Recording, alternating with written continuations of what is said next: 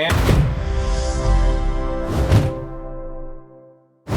now, the real fun in audio for your project is sound design. And we're not talking about just throwing in a few sound effects here. We're talking about the creation of new custom sounds that are designed for your piece. So where do we start? Well, there are two aspects of sound design that you need to consider. The creative one and the technical one. Let's get technical first. Technical. Technical. So let's say we want to create a sound. In designing one, we'd combine a bunch of different sounds to generate something new. But they need to be balanced so that the elements in each sound you want to hear can be heard. Usually you just can't stack a dozen sounds on top of each other. So every sound you hear covers a full range of frequencies, but we only hear the strongest aspects of them. Imagine an equalizer. We have highs, mids, and lows. And if you're creating a sound, you need to make sure that each sound you combine isn't occupying the entire spectrum. You don't want to combine two sounds with a lot of bass, because then you just get a bunch of garbling. Bass garbling. This can be achieved by using sounds that are naturally on different ends of the spectrum, or you can force them to be like that with an equalizer. All right, so what about the creative side of things? The creative process is really all about abstraction, finding ways to make great sounds regardless of whether they're actually from the actual source or not. You'll often hear how gunfire sound effects are combined with cannon fire, or how crunching eggshells can be used for someone eating potato chips. Okay, so let's say we want to make a really cool punch sound effect for a very important scene. Yeah, let's do that. Ready? Yeah, what elements do we need for a good punch sound effect? Because that didn't work. First, a nice low impact. Oh, wait.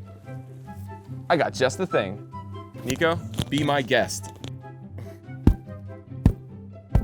Look at all the dust coming off this pillow. This is a really dusty pillow, but it sounds great.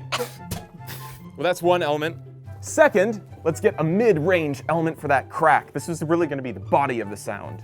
So just smack it, Niko. Smack it. Try it again. Punch it. Maybe punch it or something. That's limp wrists. Punch it. There we go. One of those is probably good. All right. And lastly, we're gonna use a wet paper towel slap. This might seem a little bit weird, but it'll help really sell the skin-on-skin action we're getting there from punch. So let's try this out. This is how they do it. This is how the pros do it. No, this is how the pros do it. This is how the pros. Can't wait to hear what this sounds like.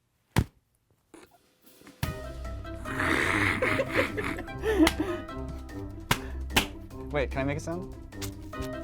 Here, wet towel slap sound, take 5.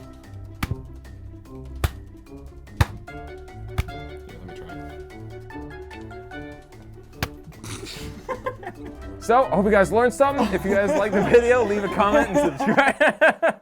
Okay, so we stack all these things together, and they sound kind of cool. You may have noticed we have taken 3 sounds that are naturally in different ranges, high, mids, and lows, but we can make them better with our EQ, because each sound is still bleeding into each other.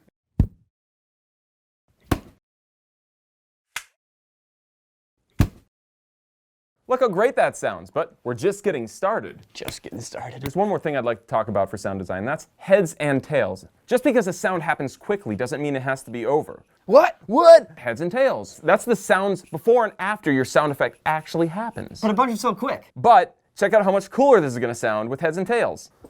Make me a whoosh sound. A whoosh action will help sell the motion of the punch. Whoosh. So we got a whoosh for the beginning, a whoosh into the punch, and a little bit of crunching and squishing for the aftermath will help for a lingering pain feeling. Oh, I have just the thing. Lingering pain squish, take 2. Oops. This is much more wet than I expected. So, you know, you have a punch and you have like a whoosh sound before that punch. You might think you want like an airy whoosh, like if you take a stick and like swing it through the air as fast as you Like can. a broom handle. But instead, think of it as the whoosh of cloth sliding against itself. Because that's actually more what you're hearing. Your hands aren't moving so fast they're leaving air whooshes. You're actually just getting cloth whooshes.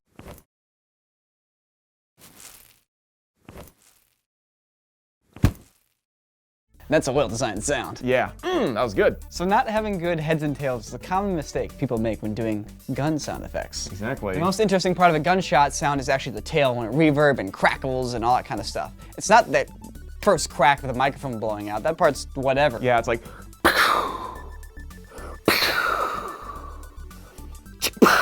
See, heads and tails. The most interesting part of that gunshot is the tail and that click where you get those cool guns and the reverb crackle, not the actual microphone. Don't forget the ringing of the brass. The ringing of the brass. Clinkling on the ground. Yes, there's so many aspects that happen before and after the gunshot you want to consider. So you think about it, an actual gunshot is literally just a loud bang that lasts for like half a frame. It's just like. That's what a real gun sounds like when you don't have a cool environment to shoot on. Yeah. It's like. Yeah. So we hope you guys So we hope you guys learned something from this video. I believe that someday you will all become pros at this. You'll know you've made it when you can create a sound design with emotion in it and other fancy topics. But that's a whole nother video. If you guys enjoyed this video or have any questions, leave a comment below or send us a tweet on Twitter at Corridor Digital. Also, if you like the sweet t-shirts that we usually wear in videos, not this particular one, you can check out corridor-digital.com to purchase one for yourself and your friends. So between all these videos, I hope you guys are off to a good start in your sound journeys, and hopefully this improves the quality of your videos, because, you know, I've seen a few of them.